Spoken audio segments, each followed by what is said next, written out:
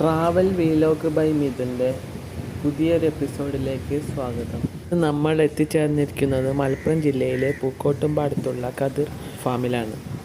പ്രകൃതിയും കലയും കൃഷിയും എല്ലാം കൂടെ സംയോജിപ്പിച്ച് നടപ്പിലാക്കിയ ഈ സംരംഭം കണ്ണിന് കുളിർമയേകുന്ന നിരവധി കാഴ്ചകളിലൂടെ എല്ലാ തിരക്കുകളും മാറ്റിവെച്ച് നമ്മുടെ മനസ്സിന് സമാധാനവും ആഹ്ലാദവും കൊടുക്കുവാൻ ഈ സ്ഥലം ഉപകരിക്കുന്നു. പ്രകൃതി സ്നേഹികൾക്കും മൃഗസ്നേഹികൾക്കും ഒരുപോലെ ഇഷ്ടപ്പെടുന്ന ഇവിടെ നിരവധി വളർത്തുമൃഗങ്ങളെയും കാണാം. വൈകുന്നേരങ്ങളിൽ ഇവിടെ ബോട്ടിങ്ങിനും സൗകര്യമുണ്ട്. 20 രൂപയാണ് ഇവിടുത്തെ പ്രവേശന ടിക്കറ്റ്. ഞങ്ങൾ ഉച്ച സമയത്ത് എത്തിയതിനാൽ താരതമ്യേന തിരക്ക് കുറവാണ്. എൻ്റെ നാടായ മഞ്ചേരിയിൽ നിന്നും 30 കിലോമീറ്ററോളം യാത്ര ചെയ്ത് ഉച്ച സമയത്ത് ഇവിടെ എത്തിയതിന് ശേഷം ഇവിടുന്ന് നല്ലൊരു ഊണാണ് കിട്ടിയത്. അപ്പോൾ അതിൻ്റെ എല്ലാം വീഡിയോ എടുക്കാനുള്ള ക്ഷമ ഉണ്ടായിരുന്നില്ല, നല്ല വിശപ്പുണ്ടായിരുന്നു. ഇവിടെ ഒരു ഓപ്പൺ സ്റ്റേജ് എല്ലാം ഉണ്ട്. നിങ്ങളുടെ ഫാമിലി ഫങ്ഷൻസ് എല്ലാം നടത്താൻ പറ്റിയ സ്ഥലമാണ്. കുറച്ചുകൂടെ മെയിൻ്റനൻസ് പ്രവർത്തനങ്ങൾ ഇവിടെ നടത്തണമെന്നാണ് എൻ്റെ വ്യക്തിപരമായ അഭിപ്രായം. വൈകുന്നേരങ്ങളിൽ ലൈറ്റിങ്ങും എല്ലാം കൂടെ നല്ല വൈബാവുമെന്നാണ് എനിക്ക് തോന്നുന്നത്. വൈകുന്നേരങ്ങളിലാണ് ഇവിടെ സന്ദർശിക്കാൻ പറ്റിയ സമയം.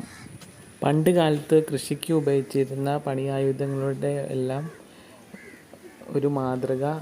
അടുത്തതായി നമ്മൾ പോകുന്നത് കതിർ ഫാമിൽ നിന്നും 7 കിലോമീറ്റർ ദൂരത്തുള്ള അമരമ്പലം എന്ന സ്ഥലത്തുള്ള TK കോളനി റോഡിലുള്ള കൊട്ടപ്പുഴ ചെക്ക് ഡാം കാണാനാണ്. ഇവിടെ തൂർന്ന ഈ മരങ്ങൾക്കിടയിലൂടെയുള്ള ഈ യാത്ര വളരെ അതിമനോഹരമാണ്. ഒരു വീട്ടിലുള്ള അലങ്കാര ചെടികൾ വളരെയധികം കണ്ണിന് കുളിർമ നൽകുന്നതാണ്. അങ്ങനെ നമ്മൾ കൊട്ടപ്പുഴ ചെക്ക് ഡാമിൽ എത്തി. ഒരു 300 മീറ്റർ ഉള്ളോട്ട് നടക്കാനുണ്ട്. ഇവിടുത്തെ കാഴ്ച വളരെ മനോഹരമാണ്.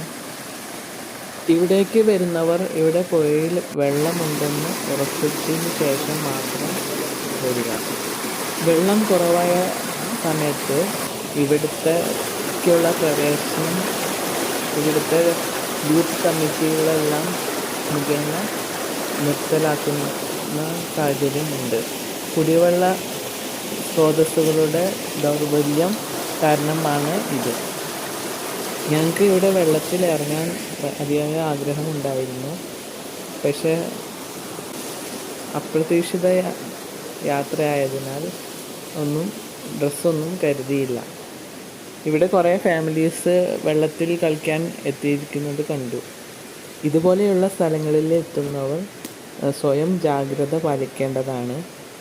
വെള്ളത്തിൽ വഴുക്കി വീഴൽ, മലവെള്ളപ്പാച്ചിൽ, അങ്ങനെ എന്തും എപ്പോഴും വേണമെങ്കിലും സംഭവിക്കാം.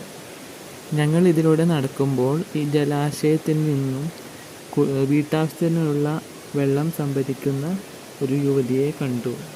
നല്ല പോസിറ്റീവ് വൈബുള്ള സ്ഥലമാണ്. വനത്തിൻ്റെ നിശബ്ദതയും ഈ ജലാശയത്തിൻ്റെ ആരവങ്ങളും കുട്ടികളുടെ ആഹ്ലാദ തിമിർപ്പും എല്ലാം കൂടെ നല്ലൊരു പോസിറ്റീവ് വൈബ് ഇവിടെ ഉണ്ട്.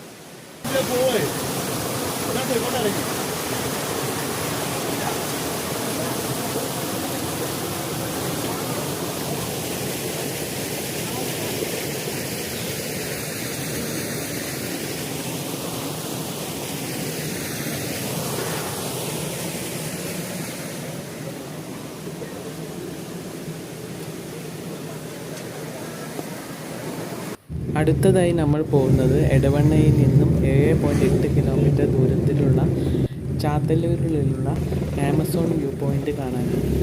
ഒതായി ടൗണിൽ നിന്നും 3 കിലോമീറ്റർ ദൂരെയാണ് ആമസോൺ വ്യൂ പോയിൻ്റ്.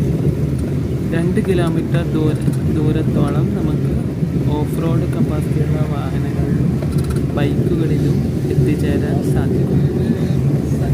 പിന്നീട് കാൽനടയായിട്ട് വേണം മുകളിലെത്താൻ. വളരെ റിസ്ക് കൂടിയ യാത്രയായതിനാൽ കേരള പോലീസിൻ്റെ വളരെ വീതി കുറഞ്ഞ വഴിയായതിനാൽ എതിരെ വാഹനങ്ങൾ വന്നാൽ നമ്മൾ വളരെ പണിപ്പെടും. ഇവിടേക്കുള്ള വഴി അധികം അപകടം പിടിച്ചതായതിനാൽ കേരള പോലീസ് പല നിയന്ത്രണങ്ങളും ഈ ഏരിയയിൽ ഏർപ്പെടുത്തിയിട്ടുണ്ട്. നമ്മൾ പകുതി മല കയറിയപ്പോഴേക്കും ക്ഷീണിച്ചതിനാൽ അവിടെ ഏറ്റവും ടോപ്പിൽ ഒരു കടയുണ്ട്. ആ കടക്കാരൻ പറഞ്ഞതനുസരിച്ച് ആ കടയുടെ പുറകുവശത്ത് ആമസോൺ വ്യൂ പോയിൻ്റിൻ്റെ ഒരു താഴെ ഭാഗത്തു നിന്നുള്ള ദൃശ്യം ലഭ്യമാണ്. അതിനാൽ നമ്മൾ ഇത് കണ്ട് പിന്നീടുള്ള യാത്ര കണ്ടിന്യൂ ചെയ്തില്ല. ടോപ്പ് വരെ പോവാനായാൽ ഇതിലും മനോഹരമായി ആമസോൺ വ്യൂ പോയിൻ്റ് കാണാം. അതേപോലെ തന്നെ ടോപ്പിലായതിനാൽ കാറ്റും ആ ഒരു വൈബ് വേറെ തന്നെയാണ്. ഈ വീഡിയോ ലൈക്ക് കമൻറ്റ് ചെയ്യണേ. ഈ ചാനൽ സബ്സ്ക്രൈബ് ചെയ്യണേ. അടുത്ത വീഡിയോയിൽ കാണും വരെ ഗുഡ് ബൈ.